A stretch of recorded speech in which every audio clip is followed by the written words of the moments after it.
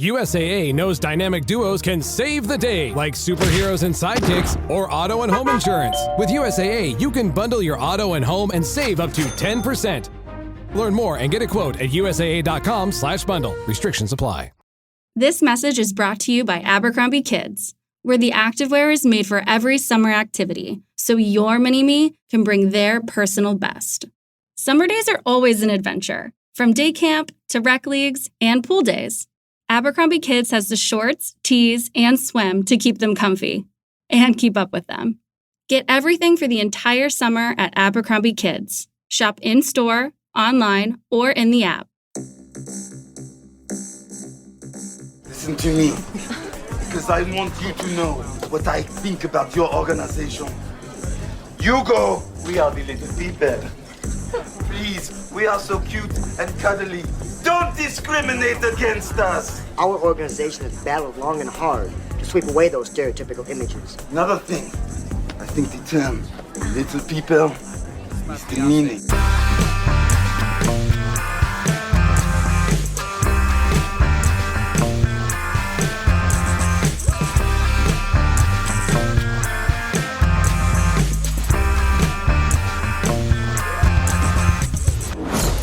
Hello and welcome to Unequal Sequel. My name is Dave and I'm one of the two hosts of this nervous podcast. And I'm Rich and I'm the other host of this nervous podcast. You can think of me as Deadpool to Dave's Wolverine because I'm the witty, wisecracking one and he's shorter than you'd imagine. Yeah, that is true as well. The premise of Unequal Sequel is very simple. We ask our guests their best ever sequel, their worst ever sequel, and finally their dream sequel. And sometimes we'll drift off and talk about other things. Sometimes movies, sometimes life in general. And sometimes we do like to drop big fat spoilers to the movies that you may have not seen or don't want spoilt. So if that happens, pause or flick forward or go organise your spice rack. It's overdue for that to happen. It is. On today's episode, we are joined by Ian and Graham from the podcast Nobody Asked For. The podcast Nobody Asked For is one of our actual favourite podcasts. It's two friends, just like us, having a lovely chat about the films and TV shows that make up their top three things in various subjects. And when we say various subjects, we mean all the subjects. So it could be like movies with full frontal male nudity, actors the MCU wasted. Just go and check it out. It's an incredible podcast. We're very excited to sit down with the podcast Nobody Asked For and chat all things sequels with them. These are the podcast Nobody Asked For's Unequal Sequels. Enjoy!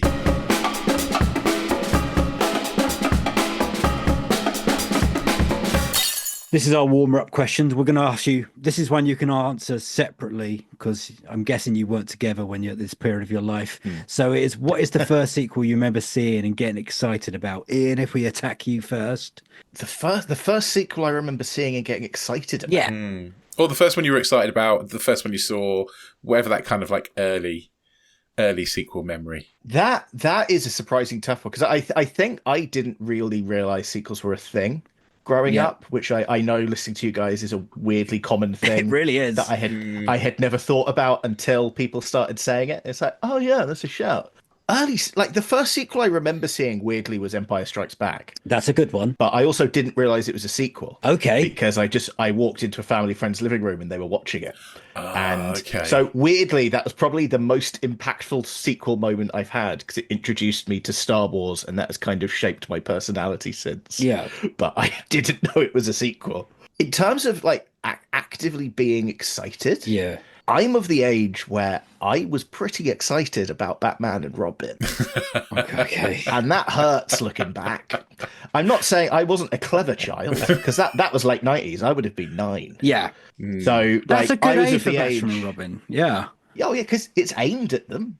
It's aimed at that age group. Yeah. At you. But Well, apart from the Yeah. back nipples and the, wiggling their butts at the start and stuff. I think that's love aimed that at stuff. housewives. That's for the mums.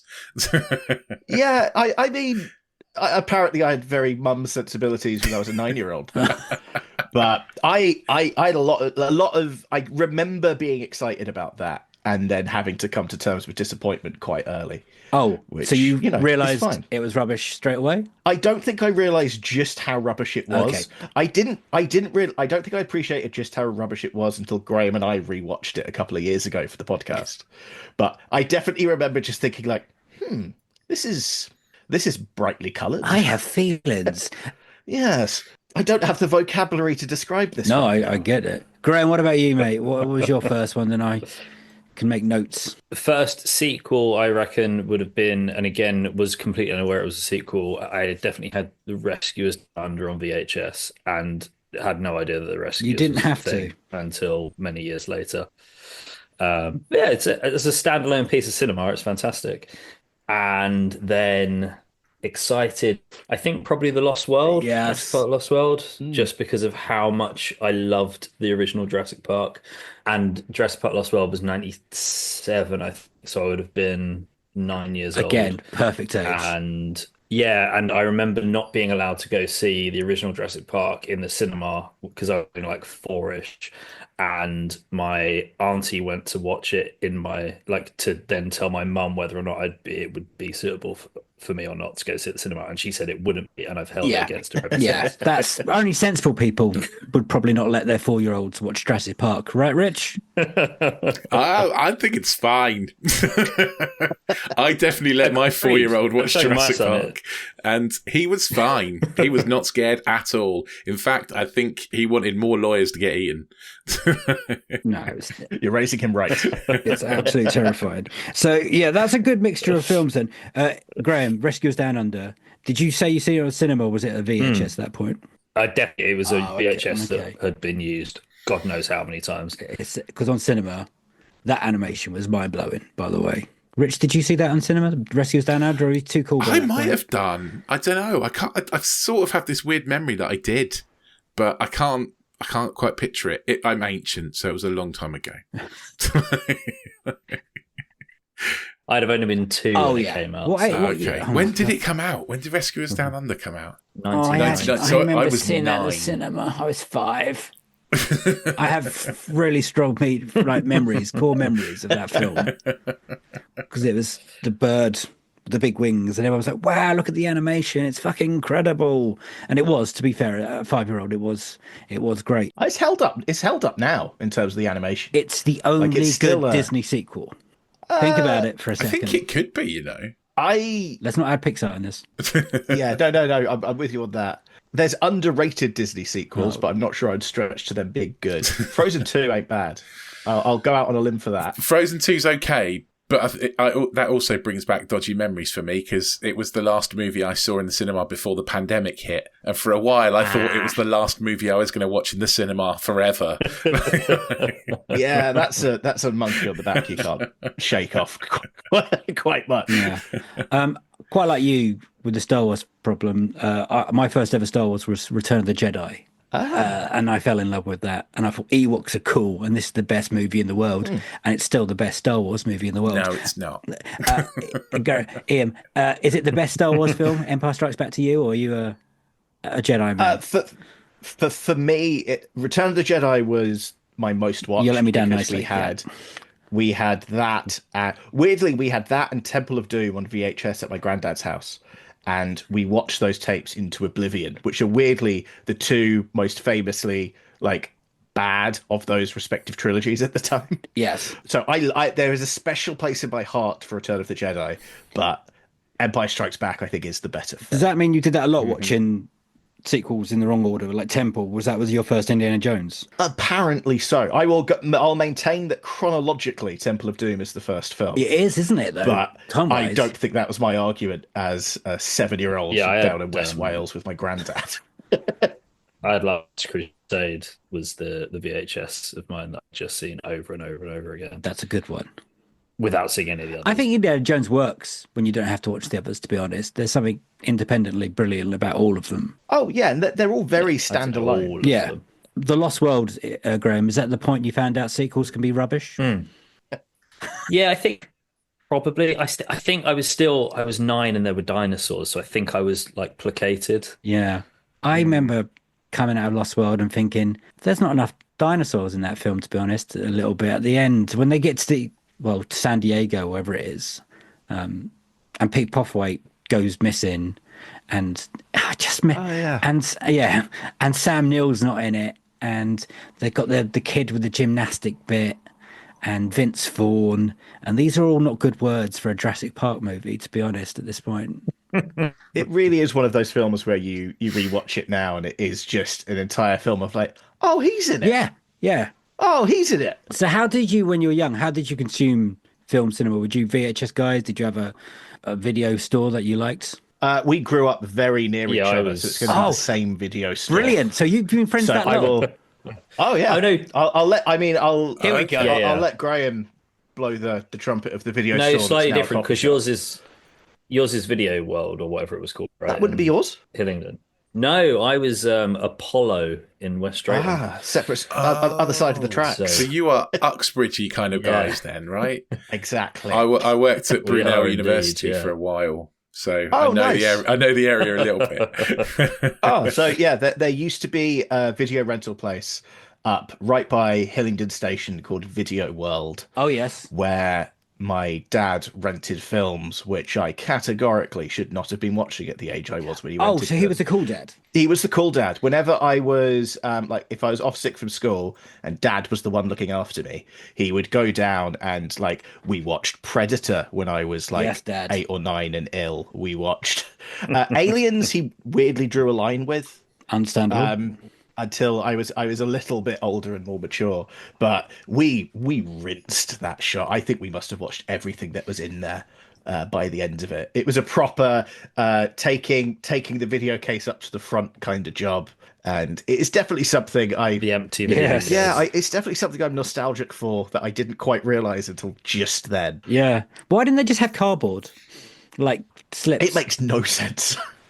It's not an efficient model. No. For like space-wise, like it's a record store. You could flip through. I imagine that. Anyway, Graham, were you slightly different then? Because you were surprised in that he wasn't the same place as you. So where was the other one? In West Drayton? So the other one was in West Drayton, which is, I guess, yeah, because where you were, that yours was closer. It's probably not a lot in it for me, but yeah, we went to Apollo, which was another kind of nondescript. I think we have one of those in Stortford. But yeah, memories of the TVHS cases. When I remember renting like FIFA 98 Road to the World Cup on N64 is a real memory for me there. So did you guys do sleepovers? Is that like, is there this film bond, or were you late in life friends but you were in the same area? So we were end of secondary school friends was when it kind of really kicked in. It was definitely a film bond. I'm not sure if we've ever at that age would have had our sleepovers came later in life, which we're always worried.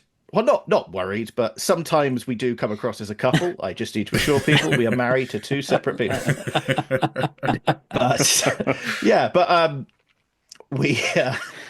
Well, one of these films we're going to talk about today, we planned to watch in the hotel room we shared last weekend.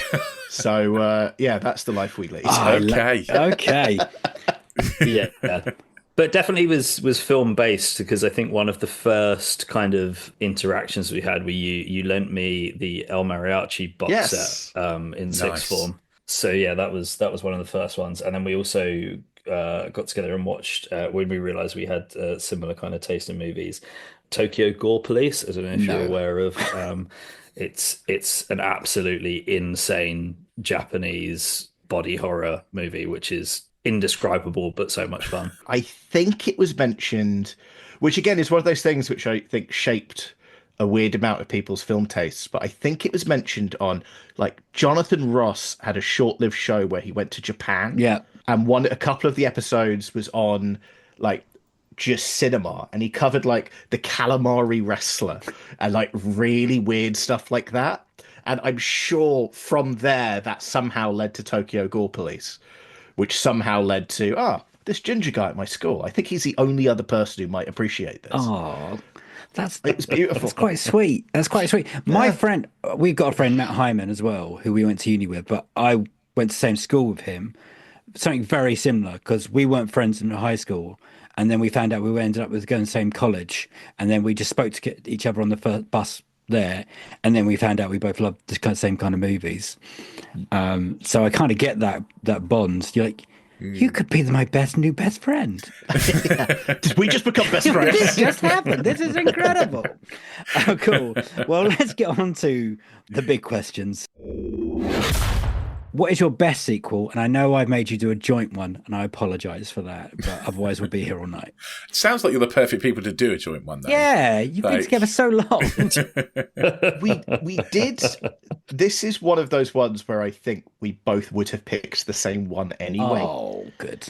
Which, again, I drew up a short list of like, right, if we both come up with separate lists, we'll see what the crossover is. That's a good idea. I wrote mine out.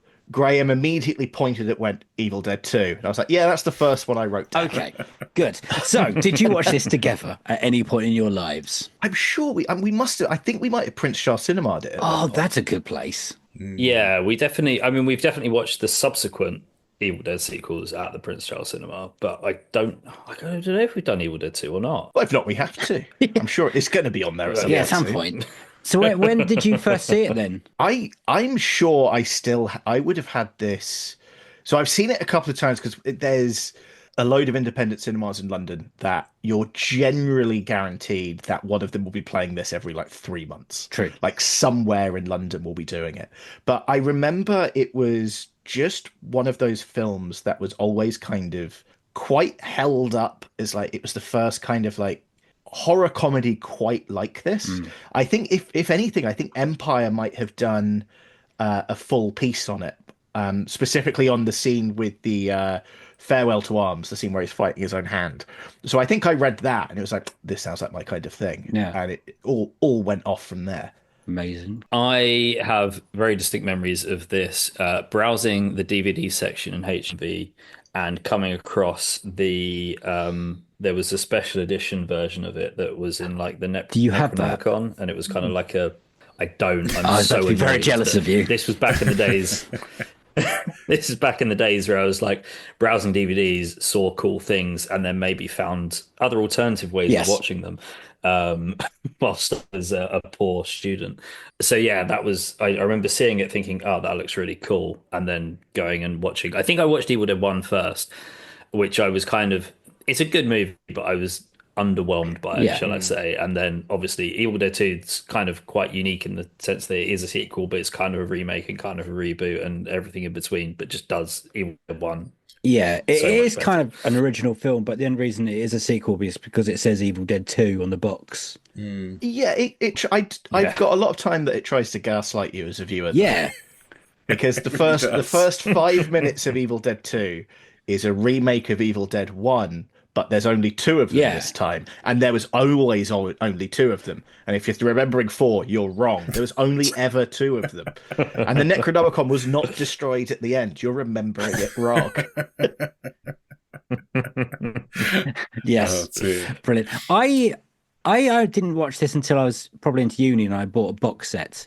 And probably I found I think that's when I watched it as well, Dave. I think I probably borrowed your box set. Because I think it only just recently, well, this is back in 2003, might have only just come available because it was on the, I was about to call it the naughty list. That's not what it's called, is it? The video nasty That's list. the nasty list, not the naughty list. So it was quite exciting that it came out as a trilogy. And I remember watching one thinking, okay, that's inspiring because we wanted to make films and, you know, all that. And then we put the 2 and I was like, I was very confused about when I was watching 2 for the first time. I was like, is this a sequel or is this just them with a better budget going, we can do better now? So weirdly, I that's what I always thought it was, but it's kind of the opposite. Oh, really? All right. So the reason there's only 2 of them at the beginning is because they couldn't afford the 4. Oh. So they were trying to get the... Sam Raimi's first big thing was The Evil Dead. He then went on to make a couple of like critical and commercial failures.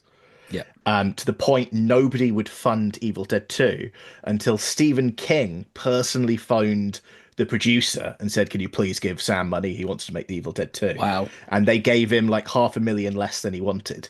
So the way around that was, instead of having a flashback to the first film, was to rewrite it so there was only ever two of them. That's amazing.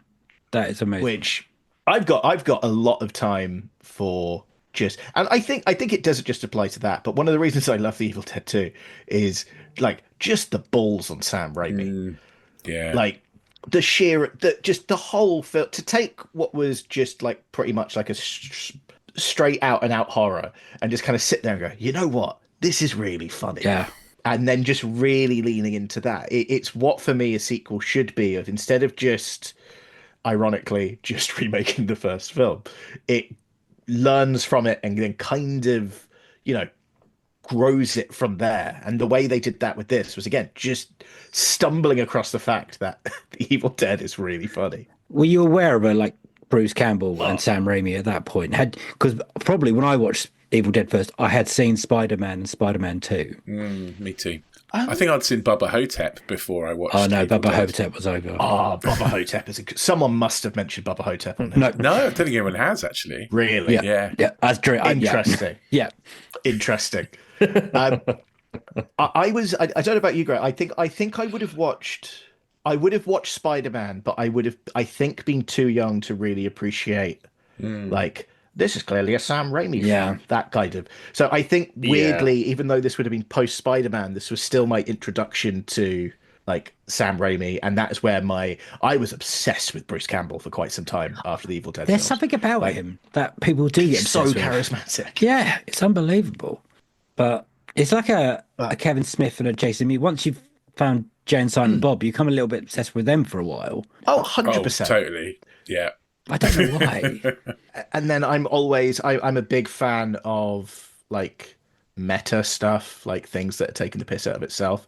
So My Name is Bruce is one of the most underrated comedies ever made. Okay. Have you guys seen that? I have seen it. Yeah, I've seen it. It's so stupid, and I have so much time for that. Just watch the trailer, Rich. The trailer is fantastic. Well, I mean, I've got a lot of time on my hands these days, so I can watch these things.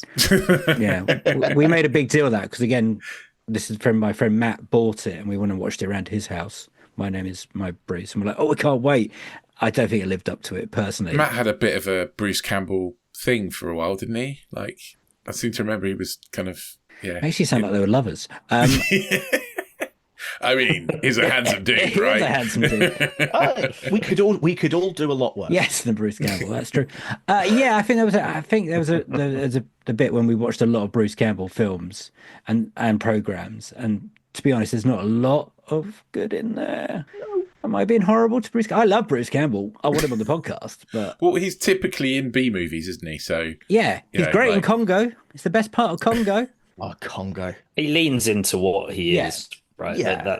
And I think that's part of the beauty of Evil Dead 2 as well, is I think Sam Raimi saw what he had with Bruce Campbell and really lent into it, and that's part of what makes it such a good It's also sequel. easier to get your leading man to do fucking crazy things when you're best friends.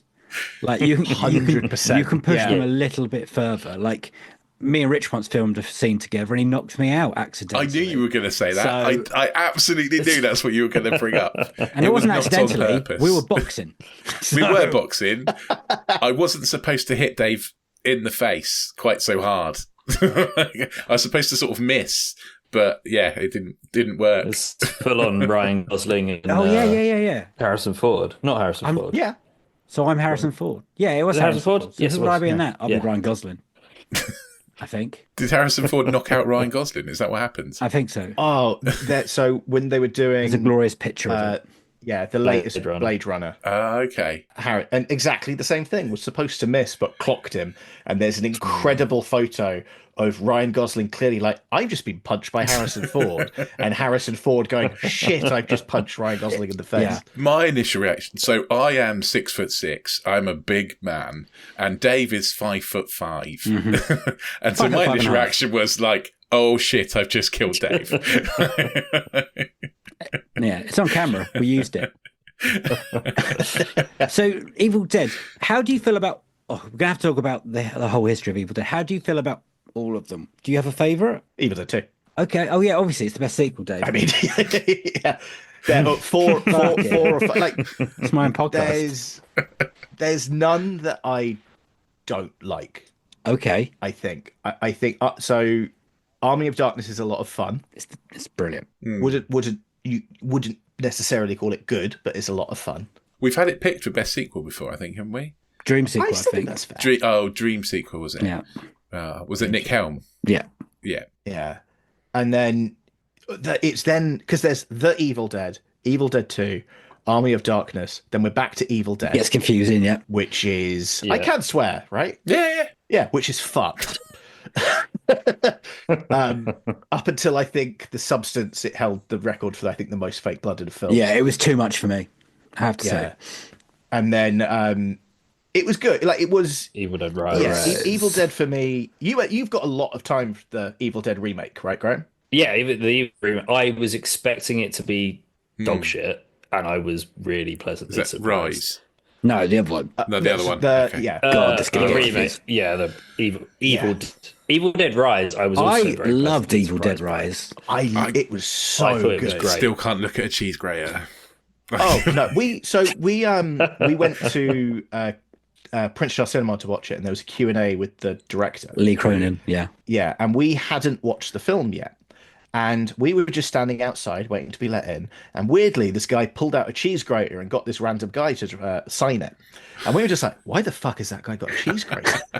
And then, because I'm more Graham than myself, but we're very like, if I know I'm going to watch a film Yeah. and I don't need convincing, why would I watch the trailer before going in? Oh, okay. So we got to be, it meant that the first time I knew there was a cheese grater in that film was when the scene happens. I don't tend to watch trailers. So yeah, that was the first time I saw it too. And I was like, that image is never leaving my brain. But it was also like, it was the same kind of evolution because Evil Dead Rise was also very funny. Yes. Like a different type of humor, like less silly. Yeah. But it was still a lot funnier than, because I think the Evil... it's going to get confusing. Is it Evil Dead 4? Evil Dead again.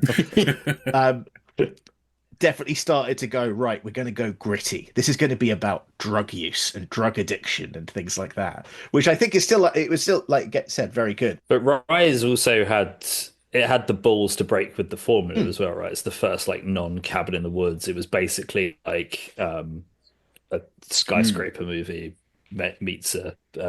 It could have gone wrong. They could have been like Poltergeist 3, though. So it did really well. Very true. Have you either of you both got partners, and you've said Evil Dead 2 is one of my favorite films.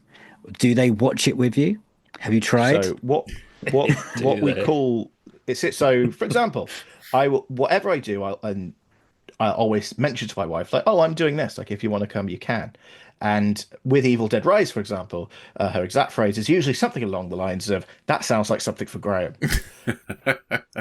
So they know, our wives know what they've got into. Yeah, we kind of have the same thing. Yeah, that's what you have Graham for. It is a motto. I might get it cross-stitched and put across the door. You can see that one with Rich. I'm like, oh, okay, cool. Oh, thanks. And he doesn't like horror films anyway, so... Hey, I'm coming round to it, mate. We've watched quite a few good horror films recently. Yeah. I'm trying to be a big brave boy and watch more horror movies. And I'm the more jumpy one, so... Yeah, Dave jumps, so jump scares get him. In fact, Smile 2, there was such a big jump scare, I think he pretty much landed in my lap at one point. People laughed at me. People in the cinema laughed at him. That's adorable. Yeah. Thanks.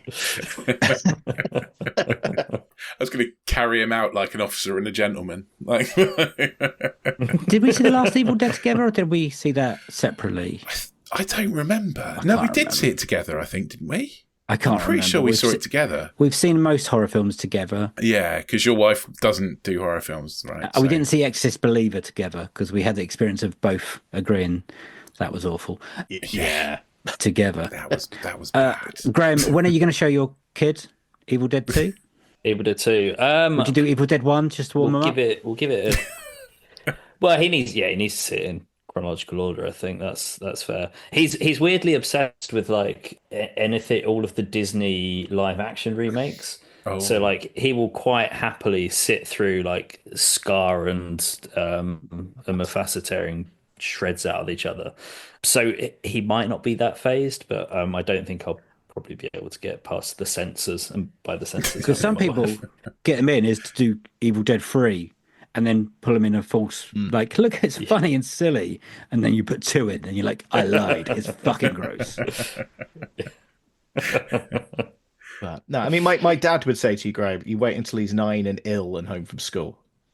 Then we find somewhere that's renting it. It's not quite as cool as like the version now. Would you be leaving the house and just renting it on Amazon on your phone and then walking straight back in?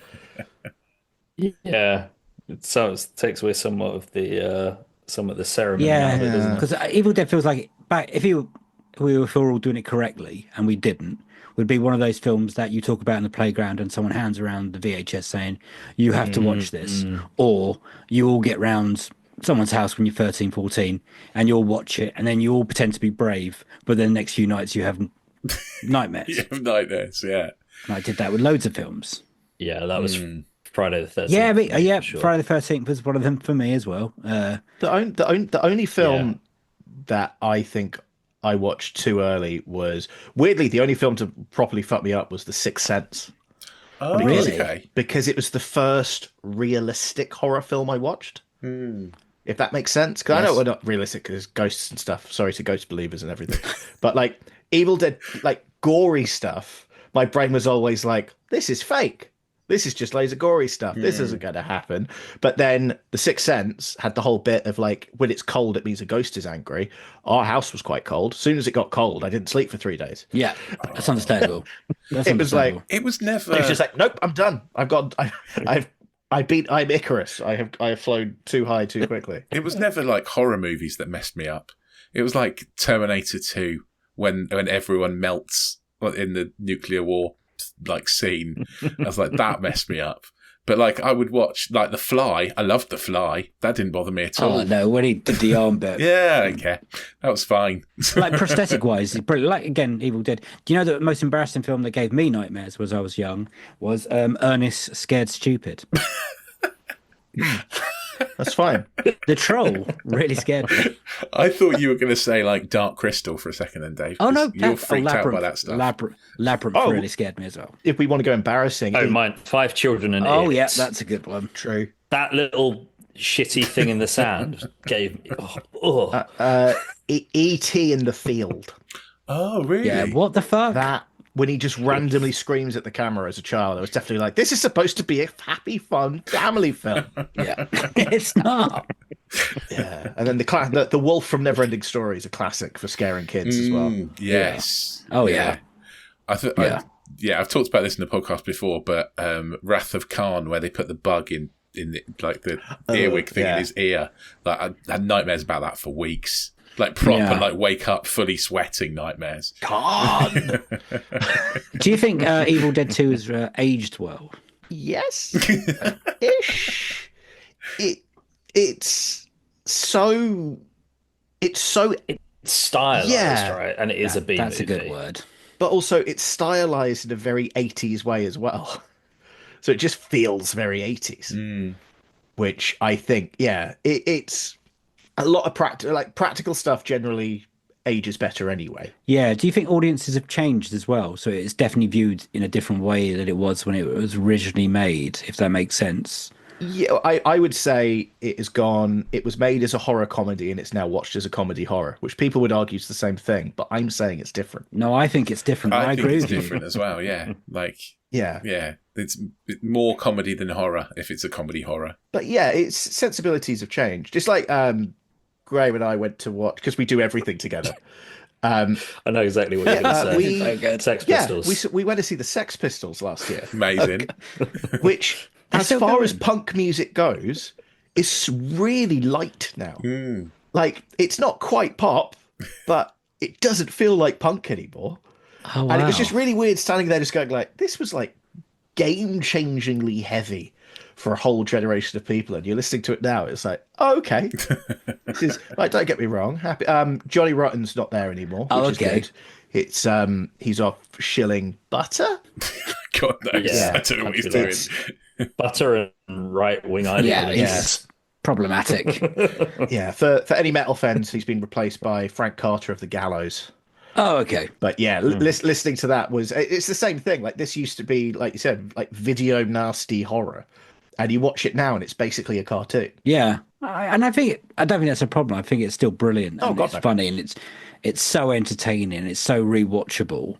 And like you said, the bit when he has to fight his own arm is genius. It's just perfect. The way the music, the sound effects, the prosthetics, the scares, the silliness. Man, it's also just another one of these that's like inspired so Yes. many. Like Cabin in the Woods, for example, is such a good movie that kind of got its inspiration pretty much solely from Evil Dead 2 and the like. But yeah, it's one of those ones that there's a lot of great horror movies now that I don't think would exist without it. This episode is brought to you by Heyday. Feeling stressed? Take a moment for yourself with Heyday. Stroll through rows of golden wheat, tend to cute barnyard animals, and discover the joys of a digital farm retreat. You don't have to hop in a car or catch a plane. Escape to the farm at the tap of a finger. With Heyday, you're not just tending to a farm, you're tending to yourself. Heyday. Search Heyday, that's Hay space DAY, in your favorite app store. Heyday is a free-to-play mobile game and offers optional in-app purchases and random rewards. Hilton brings you new ways to stay, with experiences that let you capture the glory days. Introducing the Graduate Hotels. Each inspired by local college towns, these stays are always original and never boring. Get in touch with traditions all across the country and enjoy a stay that's a class above the rest. Book at Graduate Hotels with Hilton Honors Points at Hilton.com. It's a win-win. Hilton, for the stay. This episode is brought to you by Indeed. When your computer breaks, you don't wait for it to magically start working again. You fix the problem. So why wait to hire the people your company desperately needs? Use Indeed's sponsored jobs to hire top talent fast. And even better, you only pay for results. There's no need to wait. Speed up your hiring with a $75 sponsored job credit at Indeed.com/podcast. Terms and conditions apply. What has been your most disappointing sequel? So this is not your worst sequel. It's what has been most disappointing. It can be a bad sequel. No, it can be a good sequel, but you're still disappointed by it. Who's got one for this? Oh. You can go first for this one, Graham. Well, I think of That's nice. all the times I've I'll been just disappointed. gently push you under that bus. I took the first one. Yeah. It doesn't have to be the first one. It can be recent. I reckon. Yeah, I'm going to go with. Do you know? Actually, okay, a bit of a left field one here, but I'd call it a sequel. Still, it's kind of a remake, but the new Mean Girls. Okay, that was the musical Mean Girls, the musical one. Yeah. Okay. I just thought it was absolute dog shit, but it was. I loved the original. Like, really, probably too much for a.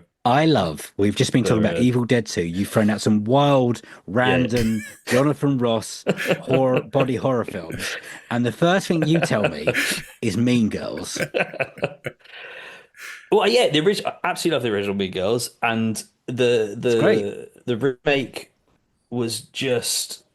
Because it had the same... Like, Tina Fey was involved, and like it was basically the same kind of behind the scenes. Obviously, the cast is all switched up and everything. But yeah, I just left so annoyed by it. Do you hate musicals? No, I love a musical. Because I was going to talk about Grease 2, but because Grease 2 is absolutely phenomenal, but terrible, but phenomenal. Okay. This is a ride. Grease 2 was on the shortlist for best sequel. Okay. Just throwing that out there. Not because it's good, but because we had a whale of a time watching it. Yeah, it's fun. Yeah. It's a good bad.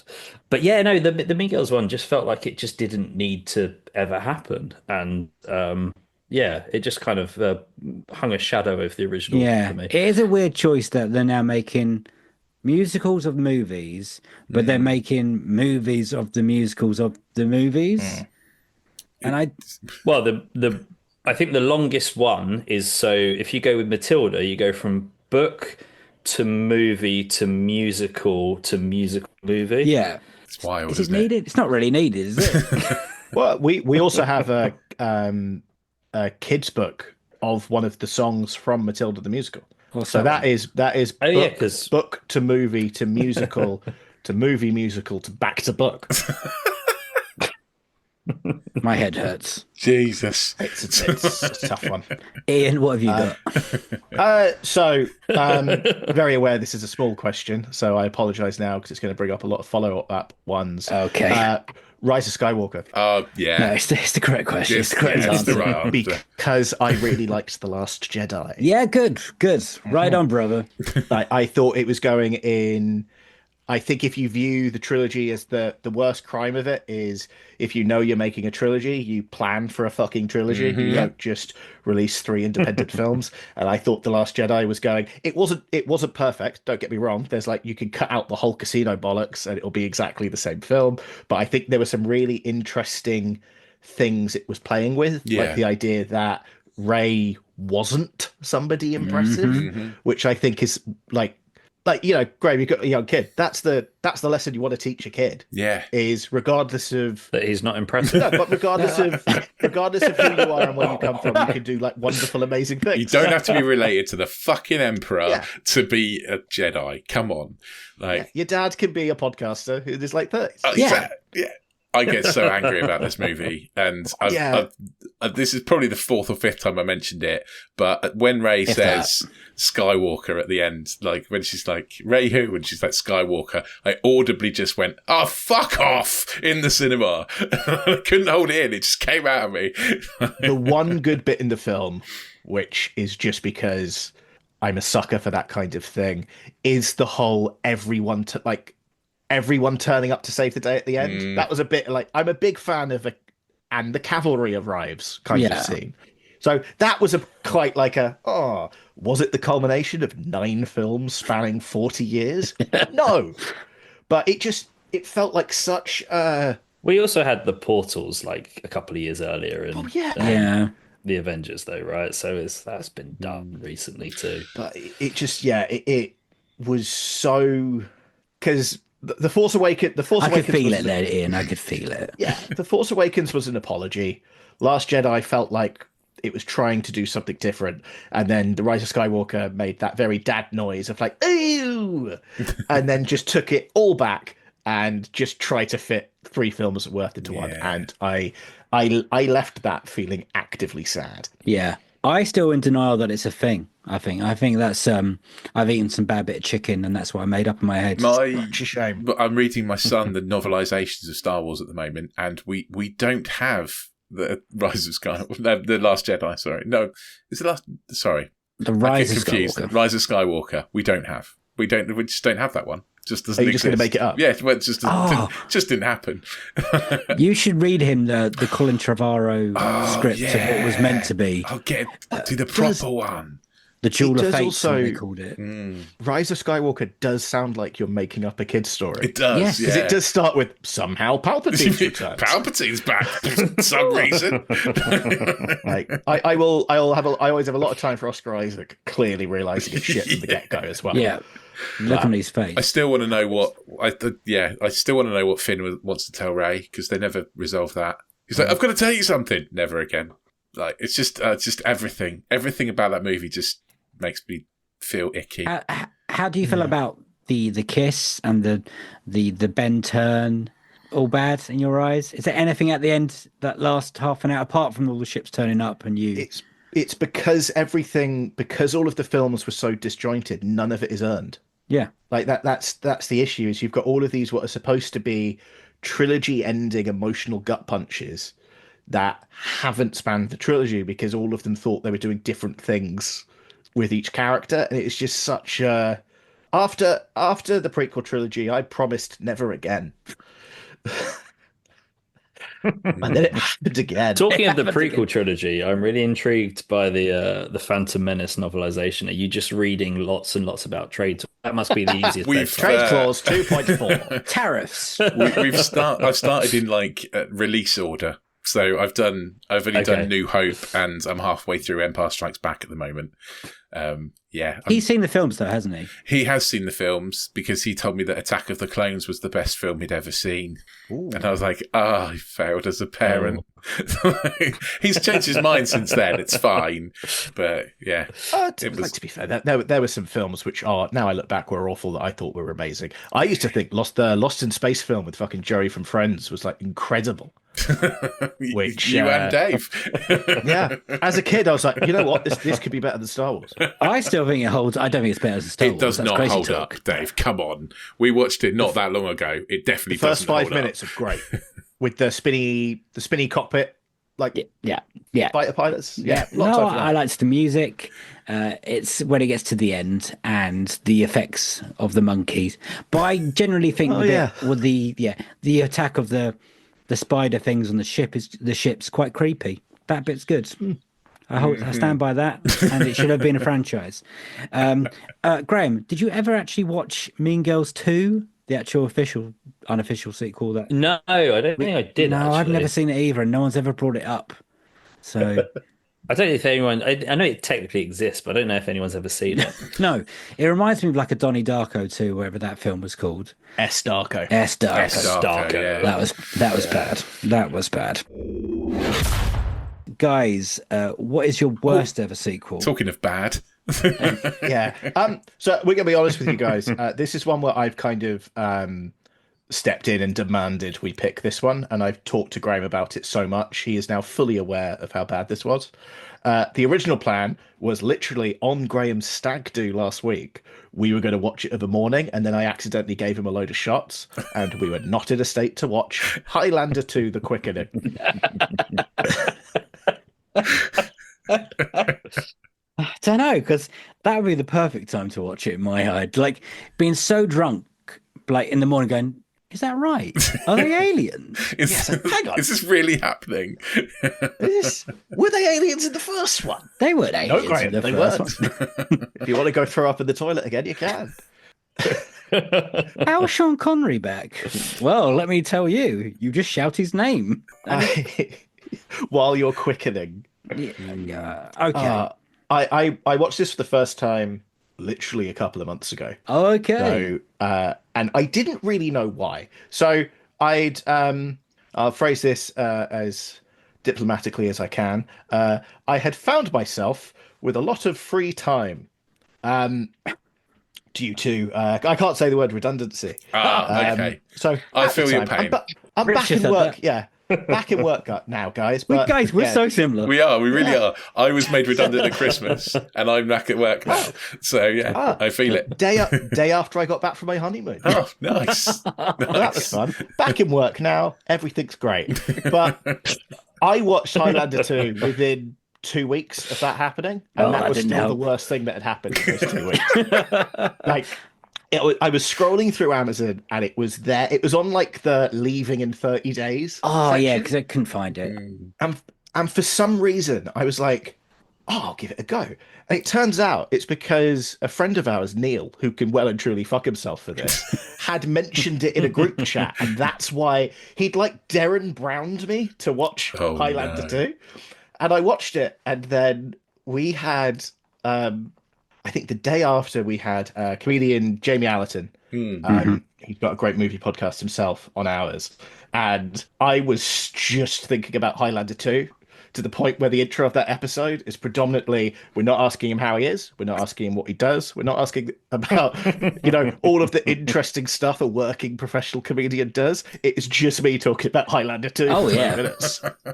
It's mind blowing. Are you a fan of the first one? Let's love get the first one. Yes. It's stupid, Okay. We're but on the solid ground. Like the perfect kind of like, it's an immortal Scottish guy played by a Frenchman. Yeah. Opposite an Egyptian Spaniard played by Sean Connery. Yeah. It's stupid. It knows it's stupid, and that's great. And then this, but it's one of those I watched. There's a documentary on it called Highlander 2: Seduced by Argentina. Which you can find on YouTube in its entirety. I think it was like a DVD extra for the re-release or something. And the stories around this film getting made are infinitely better than, like, I want a dramatization of them making Highlander 2 more than I ever want to watch Highlander 2 again. That's understandable. Yeah, because isn't it like Connery just wanted to make another film with Lambert, and they're like, "Oh, let's just make a Highlander 2 kind of thing." Is that so? Money. Yeah, but yeah. And then they were told they could only do a sequel if somehow Sean Connery came back. Yeah. Sean Connery then demanded $3 million. He would only work 6 days, and he would only acknowledge the film exists if they put that $3 million in escrow immediately. Wow. Okay. From what you've described of it as well, it sounds like one of those, the scripts that kind of knock around Hollywood and then they just get picked up and like retrofitted into a sequel for another movie franchise. It kind of has that feel about it as well. Yeah. So Graham, you haven't watched this, so what we're about to tell you, I haven't seen it. No, it's set in 2024 and the distant future. The ozone layer apparently is polluting us in some way, and there's a special shield around the world. And it looks like America is a shithole, but Scotland looks okay. Is that right? Where Sean Connery starts? He gets a nice suit, blah, blah, blah. He comes back to life. Again, after Christopher Lambert screams his name while quickening. Oh, yeah. Sean Connery comes back to life in the middle of a Shakespeare play. Graham, have you seen the first one? Many years ago, okay. Yeah, I have. You know, the point of it is there can be only one. There can only be one. Yeah. Well, the films didn't approve that rule. They kept going. Opens with a planet and there's loads of them. Why are they calling him the Highlander in the second one when he's from an alien planet run by monks with Michael Dave, Ironside? You put some respect on the planet Zeist's name. Zeist. I think it's like written by a 2-year-old. I don't even like the first one, so this second one is just we went on the worse. Flicks Watchers podcast, and I had to defend Highlander from all angles, from Helen, from Kobe, from Rich. And the only positives they could come up with, it had Queen on the soundtrack, pretty much. Oh, yeah. I mean, yeah. I think, and what's his name? Clancy Brown. He's all right. Oh, yeah, he goes for it. He goes for it. Saying that, Michael Ironside goes for it in the sequel. Oh, as General Katana. Can we please also? It really hit me today how quickly the love scene happens. He turns back to his youthful self. Virginia Madsen from Sideways, brilliant actress, is there. She looks at him and says, "Whoa, let's fuck on the street." And that's pretty much how it goes, right? I mean, you are correct. Yes. It is. Oh, God. Something about quickening, I guess. Yeah. Yeah. So it was before then that he screamed Sean Connery's name. Yes. Okay. But so apparently the film there was like an insurance company involved because it was done in Argentina because they needed somewhere that looked moldy. Right. Good job. As you do. Argentina was going through a massive economic crisis at the time. So an insurance company had to be involved. And basically with 3 weeks notice or 3 weeks left of shooting, they went, nah, we'll just finish this. So the insurance company took the film from the filmmakers and cut it themselves. It's not good. That's just not. That's not how you make a movie. So now there's about 4 cuts of this film or something, isn't there? Yeah, they proper snided it. Yeah. So there's the Renegade cut. I haven't watched. I've immediately at no point during this film did I think, you know what, I bet there's a better cut somewhere. It was just like, no, you've made choices here that are unforgivable. There's the Renegade cut. There's then another version of it, like an even more updated version after that. And yeah, it is just.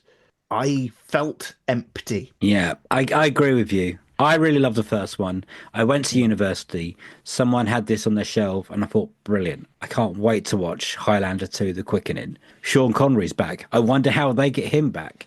As soon as it starts with the alien stuff, honestly, it's out of body experience because you question everything in life. It's also even on the alien planet, which is set in like the distant past. They just watched Dune. That's what they wanted. Yeah. But they're still calling him the Highlander. Yes. Thank you. I thought I was going mad. like I don't know if it's like nominative determinism or something. And like he was like, oh, you know what? If my name's already Highlander, I'm probably going to move to Scotland when we land, or whatever the Highland area of this planet we're going to is. Like, he's just got a really good brand. PR guy. He is Highlander intergalactically. If you're an alien, I mean, we know the Scottish Highlands because we live here, and that's what we call them because they're the high point of this country. But they're not the highest point of the world. Like, if you're an alien, surely the Highlanders like the Himalayas. Like, also, in that first film, they don't know each other, Ramirez and True. and Connor. Yeah. There's no even like setting that there could be aliens or a little wink like that's what you used to say. I think so. They're part of this is all going to be phrased like a question. Yes. There's part of a rebellion. Yes. On the planet Zeist. Yes. And then as a punishment, they get sent to Earth. Yep. And as part of that, they forget everything. Yep. And he only remembers it after he's quickened once he's an old man and the ozone layer's gone. Yeah, well, they send all the other immortals apparently are also people that have been exiled from that planet Zeist. It's mad. So Highlander 3 is called The Sorcerer. So do we move away from aliens to magicians in that one? Highlander 3 does what I do and forgets that Highlander 2 is a thing. Yes, it does. He has a child as well, which they shouldn't be able to do. Doesn't he in the third one? So the prize of... you become mortal, yes. Yeah, once you are the one, which they've already set in stone that he's categorically not. Yes. You can either choose immortality or to become mortal. And obviously, famously, if you're mortal, you can fuck. So he then has a kid. And so who's the bad guy in the third one? He's also an immortal, isn't he? He's Mario Van Peebles, whatever his name is. We can Google this. I've got stuff open. We're smart, educated people. We have podcasts. We know about movies. And then there's more after. I know there's one called The Source. There's a TV series. So the three's called The Sorcerer. There's Endgame. Or is it? Yeah. Mario Van Peebles plays Kane. I've definitely seen that because that was also my friend's was the Quickening 2, and I thought, okay, I might as well do the third one. Isn't there one called Endgame? Yes, that's when the Highlander from the TV series, from the Highlander from the movie, come together to make the ultimate Highlander film. But there can be only one. Yeah, so, but there's two of them. Why are there two? So and they're both McLeods. I Okay. haven't watched the other ones, but after I had my moment on our podcast where I just talked about Highlander 2 for a while, Jamie Allison has. And I think the way they get around it is apparently like when Connor McLeod quickened, the other guy was like under a load of rocks. Oh. So it just doesn't count. He was buried. Yeah. Yeah. It's just like, okay. He was stupid. But it's going to be Henry Cavill now, I think. So honestly, I think there's a good idea there for Highlander films. And long as they don't rush it straight to there can only be one in the first film, they can drag it out a bit. And honestly, the sword fighting's going to be so much better. But it can't be any worse, can it? Like, come on. Rich, you thought it was bad in the first one. In the second one, it's diabolical. It's terrible in the second one. That's true. There's also like basically two goth green goblins in it. Oh, well, annoying laugh. Out of absolutely nowhere. And they spent a lot of money on the rig because they keep just flying over him. Yeah, and it's really obvious, minutes. isn't it, how he just sways back and forth like this. And doesn't Michael Ironside kill a baby in one of the scenes on the tube? Have I met? This is another. There's something very mad and not right. I don't think he does. I don't think it's unless the version that I've seen, they tamed it down a bit. I think the baby killing cut. Yeah, the baby killing cut. The baby's fine. Okay, it's fine. Okay, that's good. And you only watched this recently? Well, not recently, but this year, beginning of this year. Wow. Because we're as we will be coming on to later. We're big fans of So Bad They're Good films. Yeah. Oh yes, we've seen that. Yeah. I can't wait to talk about that. Yeah, I thought this would be one of them. Right. It's so bad. You had an itch to scratch, yeah, didn't it's you? I could watch it. It'll be awful. I can, message a couple of friends. Got nothing else to do with my time right now. And then just watched it. It was like, no, this is so bad. It's so bad. This is just bad. How that got greenlit. You had a full-on breakdown, I think. It's one of those films. There's a time before and after you see a certain film. Yeah. And I think there's a time before and after you watch Highlander 2 that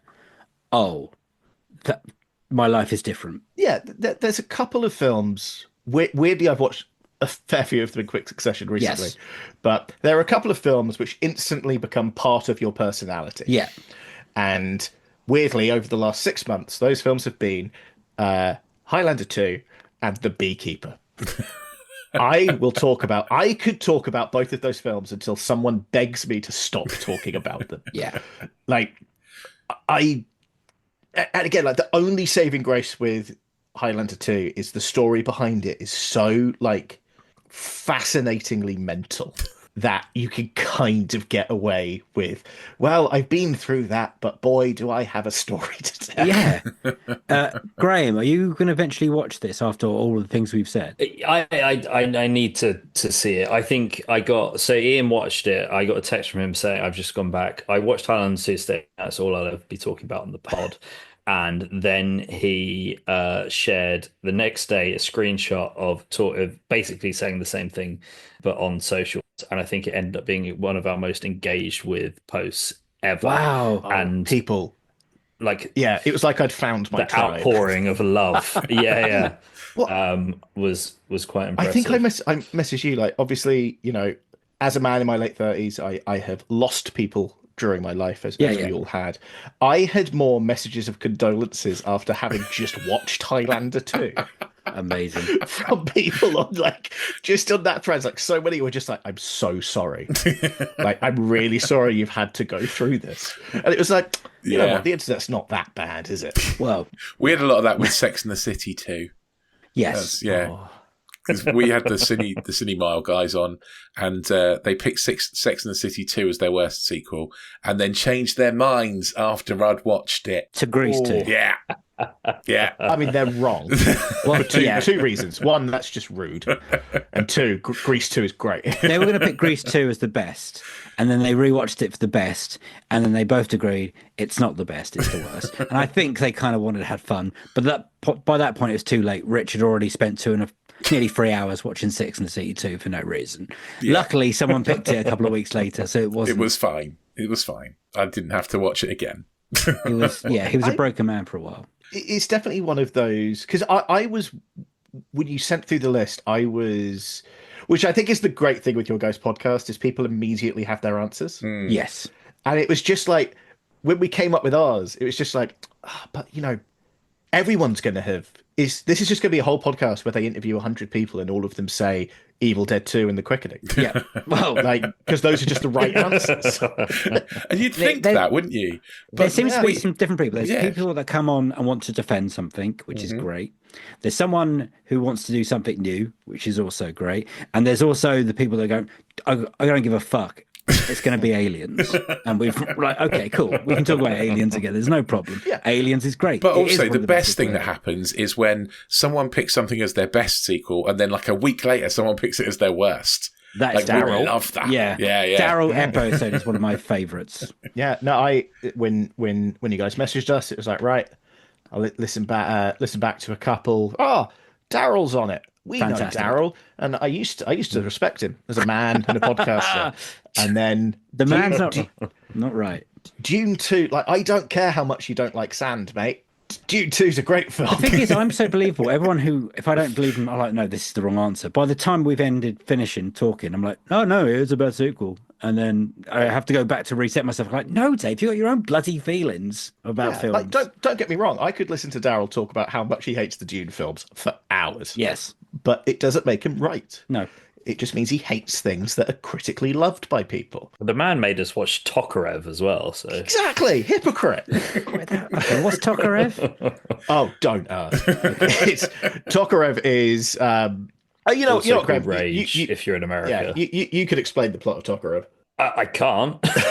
Peter Stormare plays an Irish gangster. Yeah, it was in the tax years for Nicolas Cage where he was just churning them out, and it's another absolutely dog shit. Okay.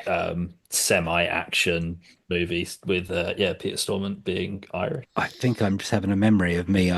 I've worked in a company when I had to do chapter points for DVDs. That could possibly be one of them. His daughter goes missing. Yes. And he thinks it's someone from his old life of crime. Yeah, I've seen this. I've definitely worked on this. And Danny Glover keeps talking about his penis a lot. Sounds awesome. No. Apparently it's huge. Let's stop there on that one. Out here, there's no one way of doing things. No unwritten rules. And no shortage of adventure. Because out here, the only requirement is having fun. Bank of America invites kids 6 to 18 to golf with us. For a limited time, sign them up for a free 1-year membership, giving them access to discounted tee times at thousands of courses. Learn more at bankofamerica.com/golf with us. What would you like the power to do? Bank of America.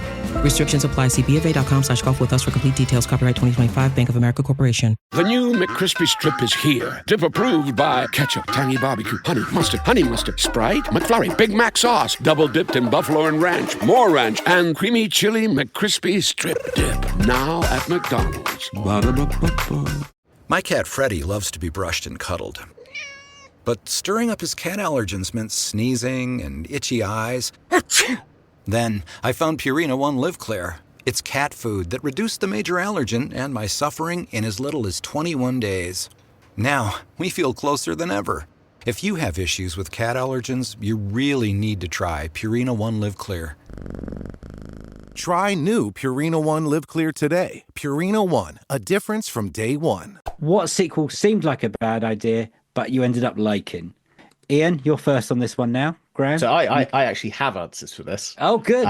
Weirdly, there are loads that spring to mind for it. So it's a tough one to whittle down. But for me, the distinctly underrated Predators. Okay. Oh. So Predators is the third one. Yeah. Yes, the Adrian Brody one. Yeah. The Predator is offensively bad. I have never seen it.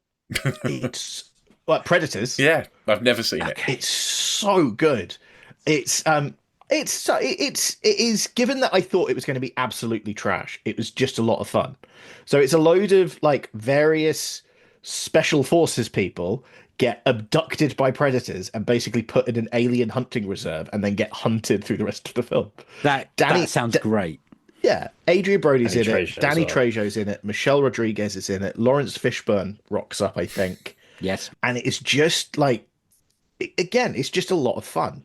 Like, it is kind of everything you want from a Predator film. I think it's all great, apart from the casting of Adrian Brody, who looks like what he is, a skinny man. He was a bit jacked-ish, kind of. Jacked adjacent. He's not what he's meant to be, the action guy. That's meant to be Schwarzenegger, right? Yeah, I mean, like Adrian Brody does seem quite threatening because he is like he's very intense. Not quite like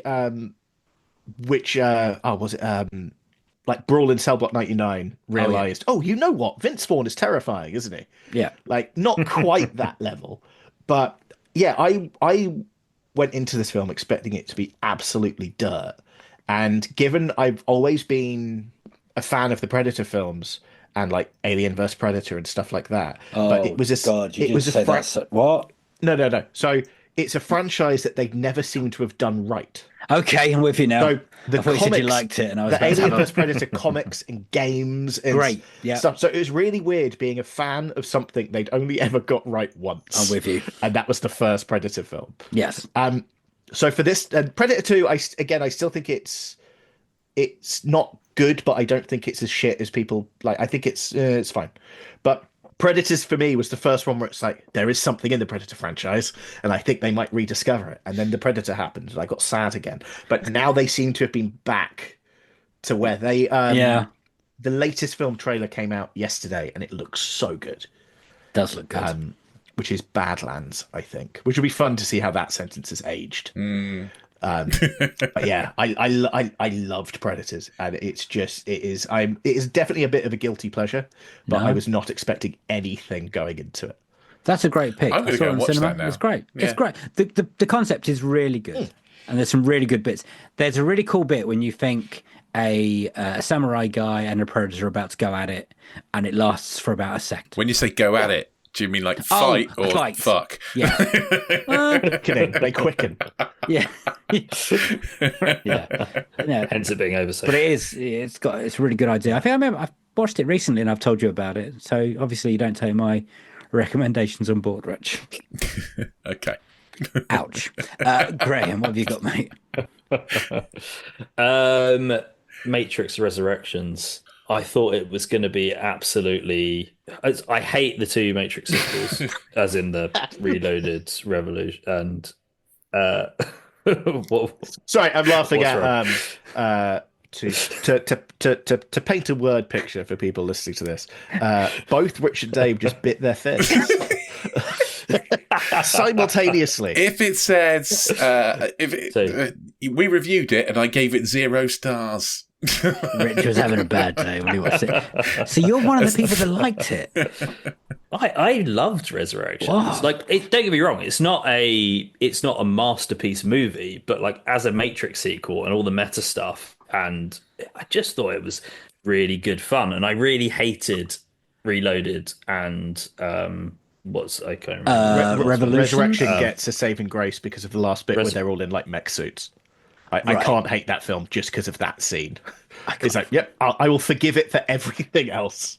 Just the last. But for me, hour. like, it was always The Matrix is The Matrix is my first, like, the first movie I treated like a VHS movie that wasn't on a VHS, because I remember having Sky Movies for the first time, and it used to be on basically every night, and I cannot remember how many times I've seen the original Matrix. So I loved that, and the Animatrix is one of the most underrated, like, it's good film companion pieces. Fantastic. And then I really didn't get on with the 2 sequels in between, and then I was like, why are they making another Matrix movie, which sounds like you guys probably were as well. But yeah, just was, again, I don't think it's a masterpiece by any stretch of the imagination, but I was really kind of pleasantly surprised. No, I guess my expectations and where it landed were far. This is why I love cinema. I just had a good time with it. This is why I love cinema, because everyone has a favorite worst film that no one else likes, and yeah, absolutely, yeah. You're right. This is where our podcasts are finally different. Yeah, I'm sorry. I also have time for Matrix Resurrections. Oh wow! Okay, there we go. That's it. We are separate people. Yeah, turns out. Great. It's good. Turns out we are. So all the meta stuff you loved, all the rubbish CGI that didn't live up to even the first one from 1999. I mean, all the good bits were in the trailer. Yeah, but nothing can be. Nothing can be as bad as clever. Oh, there's Rich now. This is one of the reasons he doesn't. I don't watch trailers anymore either. Sorry, Graham. I feel really bad for you. No, I was just going to say nothing can be as bad as the CGI in Reloaded when he runs around the pole. Is that in Reloaded? Yeah, that is. And then you get with the bowling ball sound effect as well, the strike sound effect that's overlaid of him knocking over all of the Agent Smiths. Like, nothing in the Matrix movies is as bad as that moment. That brought a memory back. I think that will always be. Yeah. So it did have a great computer game. yeah. Though. Did you play Enter the Matrix? Was that? Oh, I bloody love That's such a good game. PS2? I want to say. Yeah. Because it tied into the Animatrix. No, and Reloaded as well. It followed Reloaded because it had the ghost twins in it, right? And it followed Jada Pinkett Smith's character. You can either play her, or in the film, the other guy that was always standing next to her, but you can play him in the game. And we got this from, me and my friend bought this on pre-release once, but we had to travel to Chelmsford to meet this guy's sister, and the only time they can meet was in a nightclub at 2:00 in the morning. So we had to go buy drugs. We went and got this. A red pill or a blue pill? We went and got this game, and then drove all the way. It was like an hour back and forth to my house in Chelmsford and the nightclub, and then we played it instantly as soon as we got in. It was great fun. I loved it, but it was a bit weird going into a nightclub, make an exchange of money in a computer game at that point. With there's like, there's like being in the Matrix. You know? Wow. God, that was a weird scene. I've forgotten about the orgy. yeah, the orgy. Okay, I'm going to move on now. And this is the big one. Oh, right. Just before you say, Dave, when Dave and I watched this movie, Dave got so excited about it, he had to message all of our friends from university to tell them to watch it too. Did you come in blind? Mm-hmm. Yeah. This is going to be my favourite podcast ever. I wasn't quite prepared. So what is your dream sequel? I mean, so first of all, you're welcome. That's true. Graham, I think you could introduce this film with the anecdote of that time you showed an entire bar full of people at. Yeah, this is true. So yeah, I once was in a bar. We had it was kind of like a semi lock-in, and we were had control of the music system, and I ended up showing the trailer to everyone over the sound system on my phone, and had 30 odd people absolutely captivated not believing. I think the go-to is like, surely this is an SNL skit. We have to say what it is, but guys. it's not. You haven't said what it is. It's Tiptoes. It's Tiptoes, and we want Tiptoes 2 standing tall. Okay, first of all, weirdly, I can see where a sequel goes. Right? They're all from the planet Zeiss. Yeah. There's so much. There is a time, again, there's a time before or after you've watched Tiptoes, and your life will never be the same. We've got to explain what this movie is. No, but like you, Ian, I have spent the last week telling everyone I can. That doesn't go away, Dave. That doesn't go away.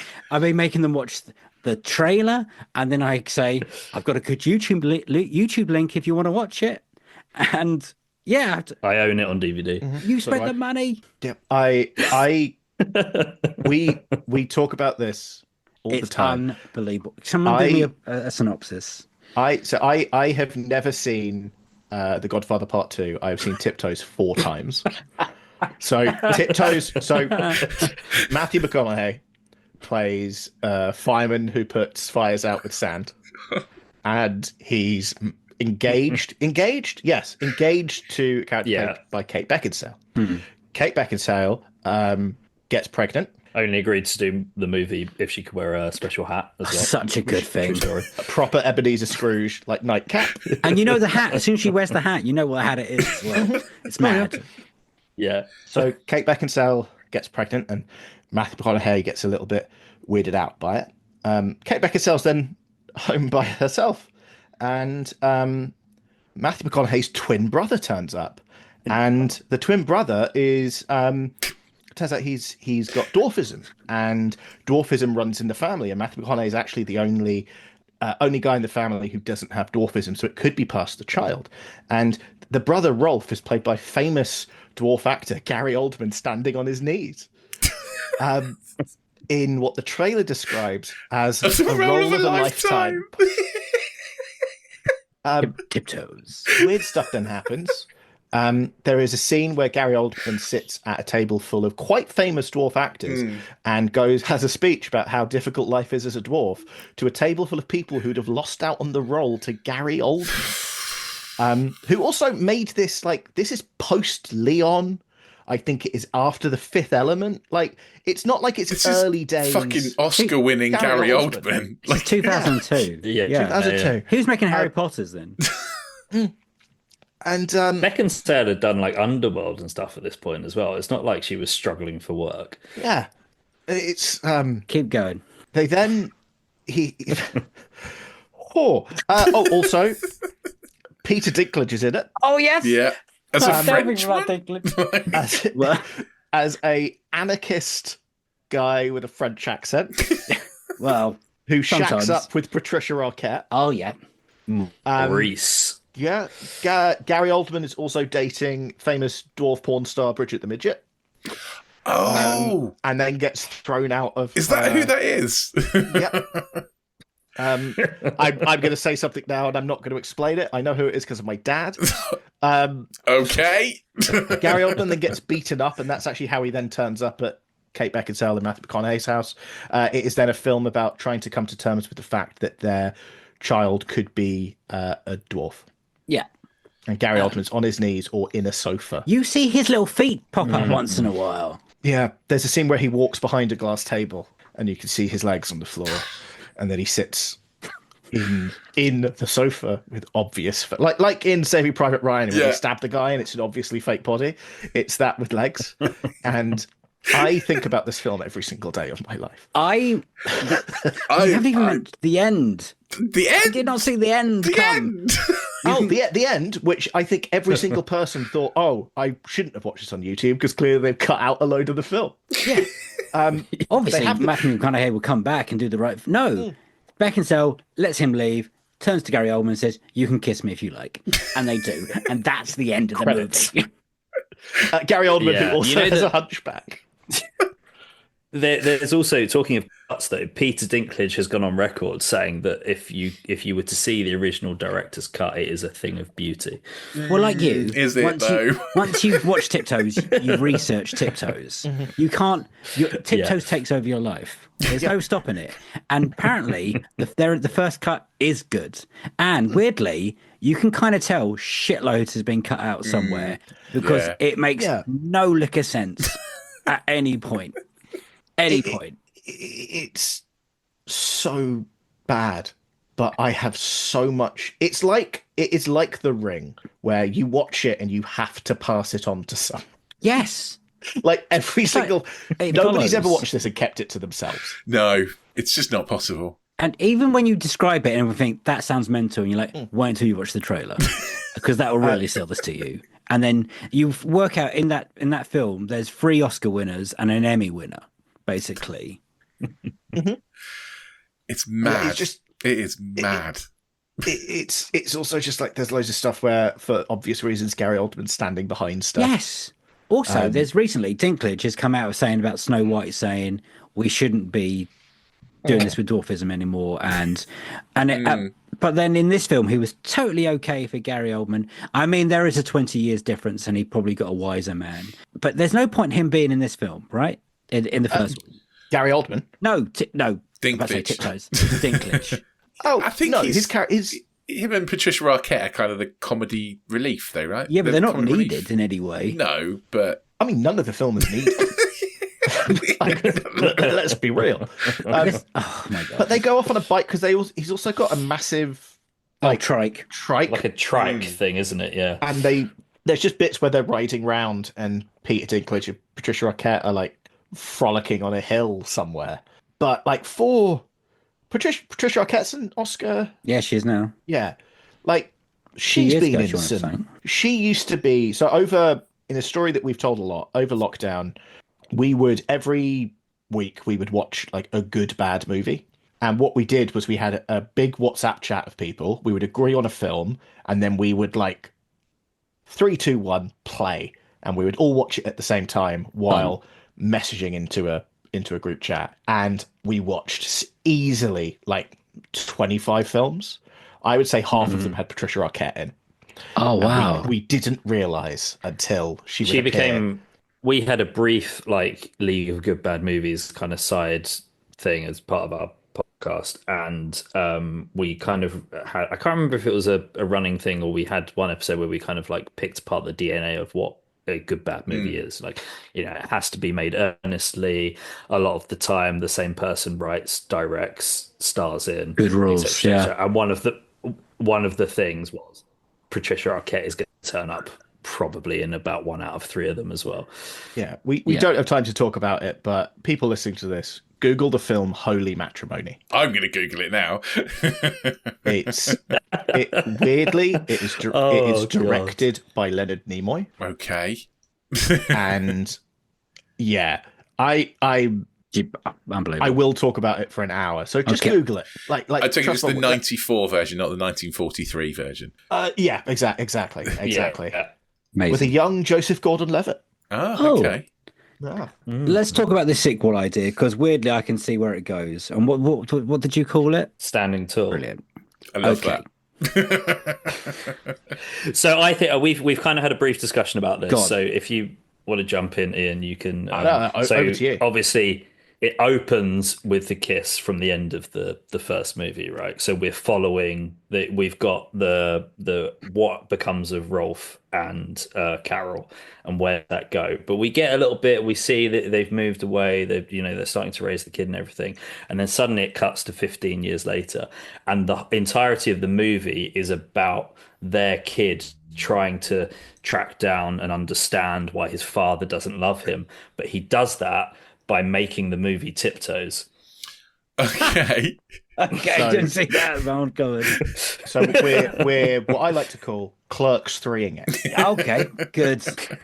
So because we can then have, I want to hear them explain why they have cast a famous actor as his uncle, who is a dwarf. Yes. And like maybe we get Gary Oldman in playing himself. Yes, that will to work. Play the fictionalized Rolf character. But there's like you said, that there's so much like stuff you could do with it. Realistically, the reason this is a dream sequel is I need more Tiptoes to talk about.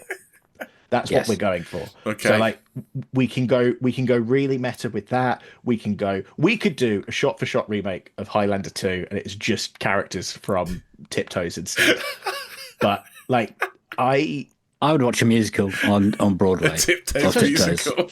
You know what? All right. Scrap our idea. Instead of making the film Tiptoes, it follows him making the musical Tiptoes.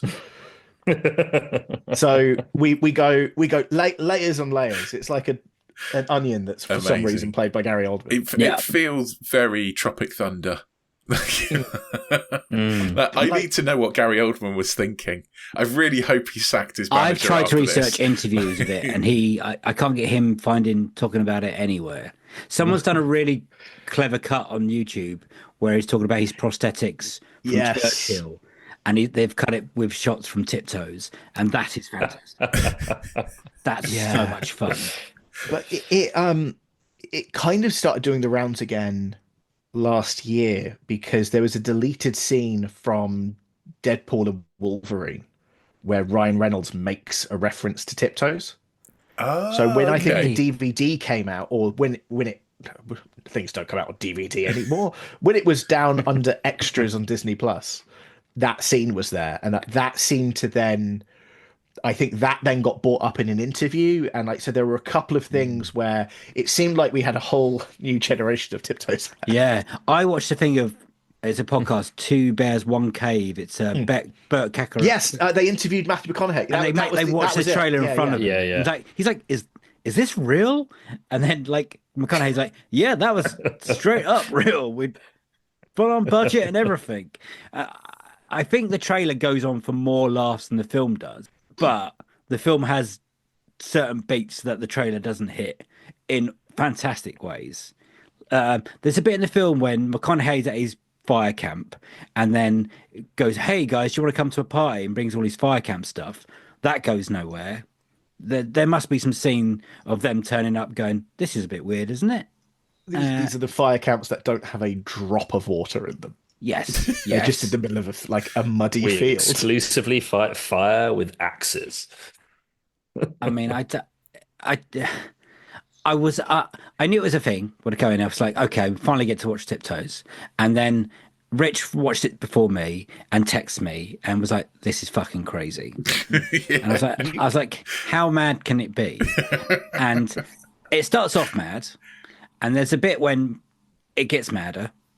And then McConaughey, you think, oh, he's going to be able to deal with his child growing, his whole family are dwarfs or whatever. He should be fine, kind of. Not fine, but deal with it. And then he leaves, and you think, okay, that's one thing. The kiss at the end, I did not see coming. Did anyone else see the kiss at the end coming? No. And it very much was like you meant, because we had to watch a hooky copy. Like we couldn't actually get hold of one, and and I watched it. I was like, is it wrong? Is something happened? This is just just cuts. And I'm like, okay. You can kiss me if you love. And I let out what you let out in Rise of Skywalker, Rich. I was like, what the fuck? The obvious comparison to Tiptoes. Yeah. Rise of Skywalker. Yeah. And I was like, well, I can see where they go. And I think you want to see these two people raise this boy and see if McConaughey comes in. But making a film of Tiptoes within a film of Tiptoes is really clever. I think it's. You would have them all back, right? You would have them all back if they would come back, which is a big ask. It might have to be a case of Rolf using, as I think a lot of the Highlander sequels did, archive footage. Yes. But if they all come back, they can come back. But I think the only way a sequel would work is having that meta self-referential bit to it, because it is insane. Yes. How did they get talked into it? Money, I guess, or apparently somewhere in it is a beautiful film. Yeah, but this is the thing that always perplexed me, is like you mentioned it earlier, it was none of these were, they're not struggling actors. Like Oldman's done I think he already had an Oscar at this point, and like has decided to make like voluntarily made Tiptoes. Yeah. It's bizarre. McConaughey would have been dazed and confused by this point. I'm sure this is 10 things. Why I Lose a Guy in 10 Days. Yeah, he was like a proper... Around that era? Yeah, let me have... He was doing all the wrong... So yeah, this was like rom-com time, right? So the... Yeah. So a couple of films before this. So he did Frailty, which is an incredibly underrated film people should watch. Yeah. 13 Conversations About One Thing. Reign of Fire, incredibly underrated. Potentially a dream sequel, I think there. Reign of Fire. How to Lose a Guy in 10 Days. Tiptoes, Sahara. So he's hitting his stride. Yeah. He's there. One's the franchise, one's for the Oscar, Tiptoes, obviously. Obviously, yeah. And they play it so straight. It's incredible. It's incredible. You guys will have watched this again within the next 6 months. Without doubt. I feel like I want to watch it again now. Like, I'm going to finish recording this podcast and go watch it again, just because it's so mental. Yeah, it's so. I bring it up so often in conversation. Like, you're a film fan, aren't you? And they're like, yeah. Well, have I got a movie for you? It's like when we first saw Troll 2. Do you remember we were at uni and we saw Troll 2 and we're just telling everyone to watch Troll 2? Or The Room or something mad like that. It's just, it feels like a Weinstein kind of movie. They were really going for like that Oscar-y. The film. This is going to make people cry and stuff. They're going to lap this up. We got Gary Oldman, role of a lifetime. Yeah. I love reading some of the behind the scenes stuff because it's always like Gary Oldman achieved the effect by standing on his knees. Yes. It's like, we didn't need to know that. Like, that's not that. I don't think that counts as trivia. The trivia is Gary Oldman's in a film playing a dwarf. Yeah. And like this also isn't like I know sensibilities change and things like that. Like obviously what's okay. What we see is not okay now wasn't the same as the past, but this was 2002. Yeah, like not long ago. We knew this wasn't okay at the time. Yeah, it's not like it wasn't even the 90s. You know, 90s I could have like forgiven is a hard word, but 90s you could at least go, well, it was the 90s. Yes, should have known better. But I'll let you. I want to watch more. Give me more. Give me Tiptoes 2. You know, whatever you called it. Brilliant. Speechless. I want your version. I want your Tiptoes too, though. I do want to see that. What have you got a director? You think? Obviously, because the guy who directed Tiptoes has only ever made Tiptoes. I hadn't thought. Graham, does anyone spring to mind? I think it becomes like because Harper Lee only famously ever wrote Kill a Mockingbird, which is a classic, much like Tiptoes. So I guess this is his Go Set a Watchman, right? So I think you bring him back and he finally gets his sequel. Yeah, he finally might want to make the film he wanted to make. I mean, like, don't get me wrong. I'd love like a Wes Anderson version. Like, get someone like hyper stylized. Oh yes, please. Quentin Tarantino's Tiptoes 2. I love it. Love it. Flows off the tongue so nicely as well.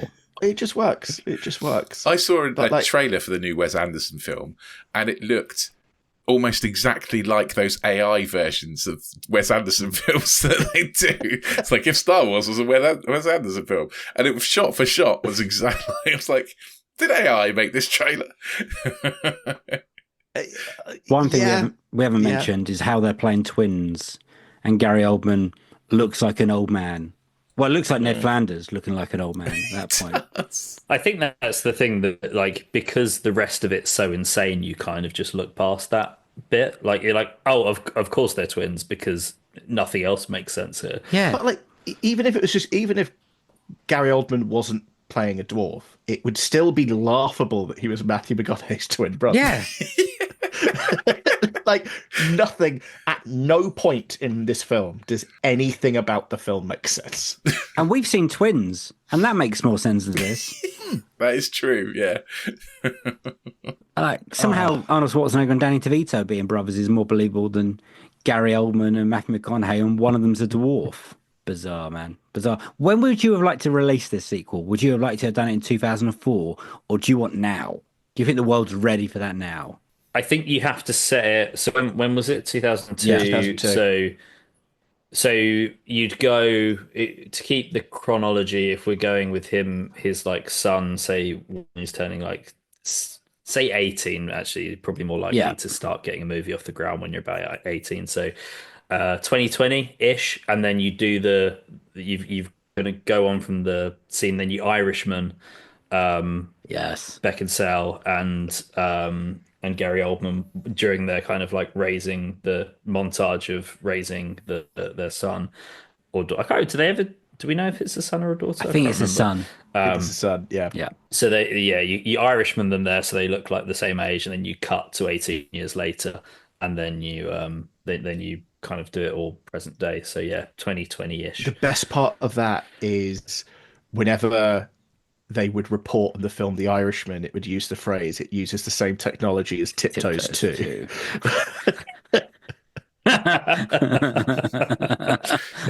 Oh, brilliant. If I ever get to meet Gary Oldman, it's going to have to be one of the questions, and I wouldn't even be able to stop myself asking it. I'd be like, how did Tiptoes happen?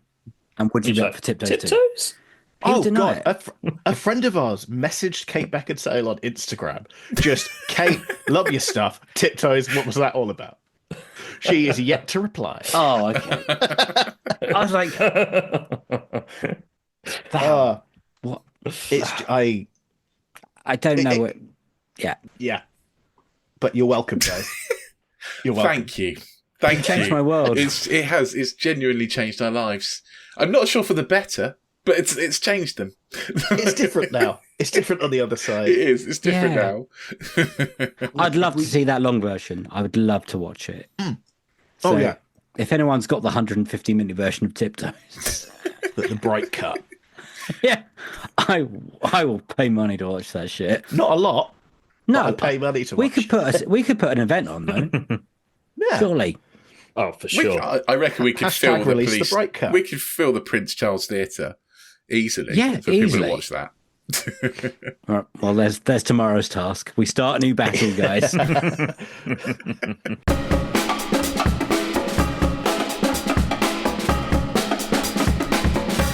Those were the podcast nobody asked for's Unequal Sequels.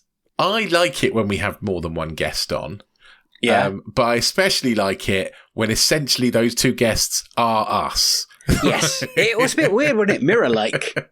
It was a little bit, wasn't it? One likes rugby, has a beard, looks like you, and the other one is ginger, has a beard, looks like me, and we're very similar with our friendships as well, like how we like talk to each other. It was a bit freaky for a lot of that podcast, but it was a lot of fun. I hope it comes across how much fun and mad it was when you listen to it, because it probably got out of control a little bit. Only a little bit. I mean, maybe the another slice bit. Also, also got out of control. But it was basically four guys just laughing with each other, laughing about mad movies and crazy choices and weird tangents and stuff like that. Some incredible choices, right? Oh, wow. Yes. Evil Dead 2, it's a great choice. Great sequel. Great sequel. Got nothing bad to say about it. Remake. Yes, we do have that discussion as well, and we obviously we cover all the Evil Deads, and it's a fun sequel. So that's up there. I think that's been picked a few times now. Evil Dead 2, at least three times. Yeah, I think so. Who else has picked it? Definitely Chris Hewitt. Rosie Holt picked it, didn't she? I think. Yeah, Chris Hewitt picked it. I'm pretty sure Rosie Holt picked it, and I think this is the third one. I think. The brain. Yeah, Rosie Holt did pick it. Wow, that was wow, that was a well remembered. Yes, the three very clever and funny people / podcasts have picked that. And then we go on to their worst sequel, which was only one of them's worst sequel. The other one hadn't watched it. But Highlander 2. Big old pile of shite. Big old pile of shite. It is officially mad. Offensively bad, I would say.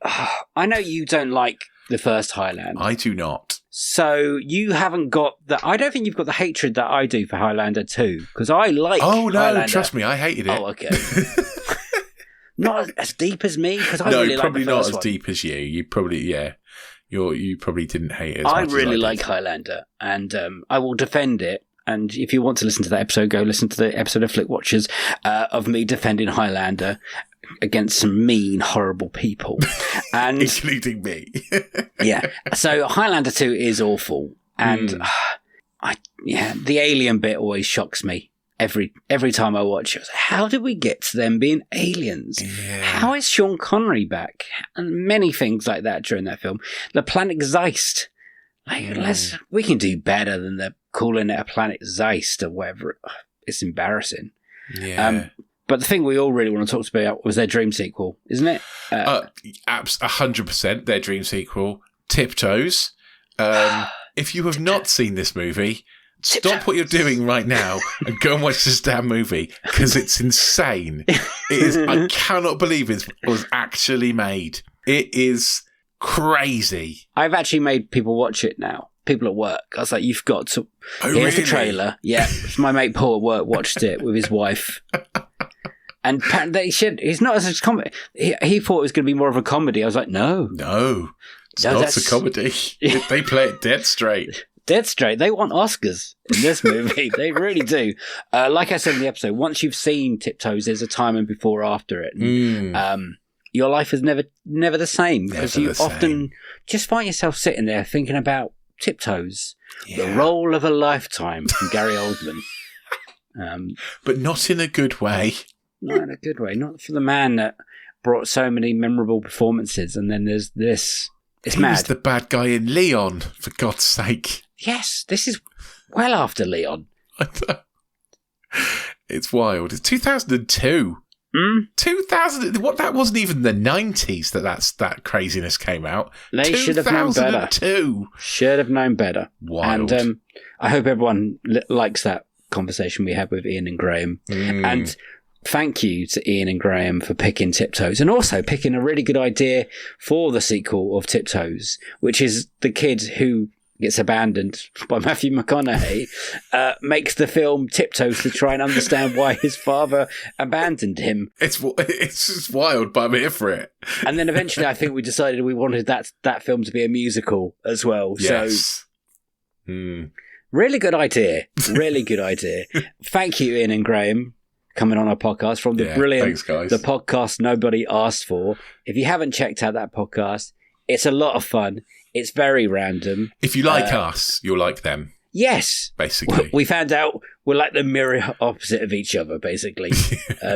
Like I keep saying, it was a bit freaky. But go check them out. They're on everywhere you can get podcasts. The podcast nobody asked for. Which is funny because, no one asks for a podcast. We just do it. Yeah, exactly. Nobody asked for it. We just did it. And then people came.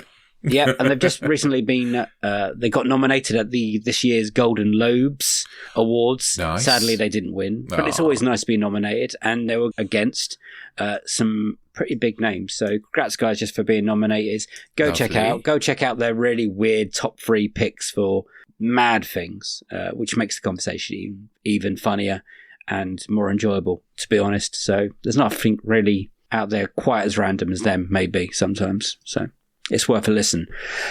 Right. That's me done. Over to you, Rich.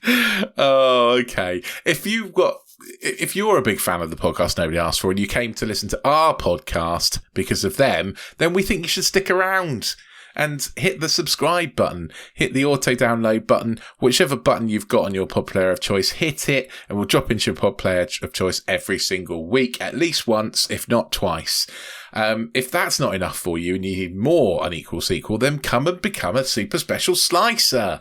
We're on anotherslice.com/unequal sequel. Join us there, and you can have more from the podcast that nobody asked for in our sequel sessions, where we do an extra bit on all our interview episodes. But also, not just that, you get Disenfranchised, which is a podcast where we talk about movies that should have had a franchise but didn't, and you get Box Set Mentality, where we talk about a box set, where we watch all the movies in it and we discuss that box set. We're currently doing the Goal trilogy.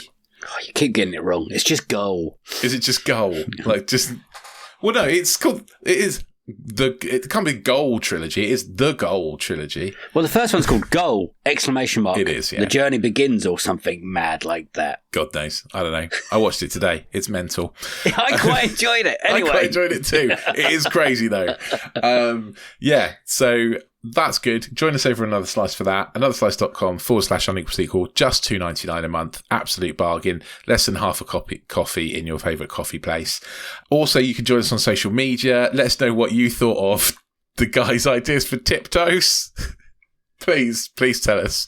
Please tell us when you've watched Tiptoes. We really need to hear it. We're on all the social medias. Just type Unequal Sequel into the search bar. You'll find us. We're not on the bad place, the one that used to be the Bird website. We're not there anymore because it's bad. But we're on all the others. Send us a message, or you can email us. We're unequalsequel@hotmail.com, or you can leave us a message on Spotify, leave a little comment, or you can leave a little comment on YouTube, because we're on the old YouTube as well these days. So yeah, leave comments. We will read them out in our end of month roundup, which comes out at the end of the month, surprisingly enough. Genius. Yeah, also, please, while you're there, if you wouldn't mind dropping us a 5-star review, helps other people find the podcast, and also means that we can get one little step closer to becoming certified Rotten Tomatoes critics. Yes, please. Excellent. Well done. Well done. You can also drop comments on Spotify, if that's your thing. Yeah, I did say that, didn't I? Oh, I don't know. I turned off for a second. I was looking at our schedule and just going, okay, what's coming up? Which is Another Simple Favor. And then hopefully the week after that is Final Destination Bloodlines, which I know Rich is very excited to see. Yay. And we've got some other stuff planned. And we're nearly at the end of season 8. So we're on to season 9 and the magical 100th episode, which is also just coming up. I think we had some few more picks possibly to think about from this episode for that episode. So that's exciting. Mm-hmm. And I've got nothing else to say. So thank you all for listening. It is a goodbye from me. Bye-bye. It's goodbye from him. Bye. See you on the next one. Sequel to this one. Have a great week. Bye-bye. I love that you still roll your eyes when I do a bye. It's not that. It's because it cuts off still. I mean, I'm used to it now, but that still happens. Have you made anyone watch Tiptoes yet? I've made someone watch the trailer, but not the actual movie. Okay, that's good. The trailer's wild enough. Oh, yeah, the trailer's crazy. Can you make your son watch it and just see what he thinks of it? No, he doesn't need to see that. Oh man, they should put screenings on. I don't understand why the Prince Charles doesn't have like Tiptoe screenings. Oh mate, it would be insane. People would be like, what would they throw? They can't throw spoons. They have to throw like, I don't know. What would they throw? That is a great hat. Maybe of Kate Beckinsale's crazy shitty hat. Kate Beckinsale's hat. Yes, I like it. I'm sure that's something they could throw. Anyway, we'll think about that and get back to a room.